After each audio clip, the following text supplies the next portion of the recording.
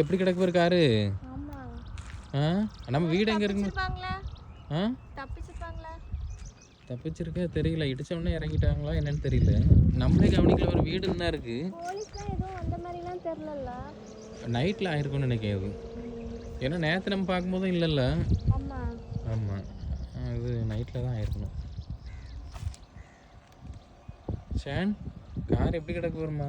Sun ரூஃப்லாம் இருக்குண்ணே Shawn. இதுல இங்க உருண்டு விழுந்திருக்குமோ?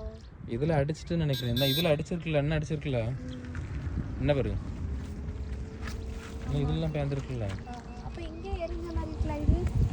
இது எதாவது கொளுத்தி விட்டாங்களா? ஏதாவது ஸ்பாட்ஸ் ஏதாவது அதில் போய் எரிஞ்சிச்சான்னு தெரியல.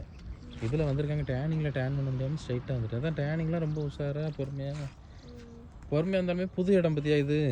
இந்த இடம் வந்து அவ்வளோ குதிச்சிருப்பாங்களா இருக்குமோ உள்ள இருந்தவங்க. இறங்கியிருப்பாங்களா இருக்கும். ஏன்னா பெருசாக ஒன்றும் நம்ம இங்கே பக்கத்தில் ஒன்றும் இதாக தெரியலல்ல நியூஸும். சரி உஷாராக இருக்கணும் வண்டி ஓட்டுறவங்க.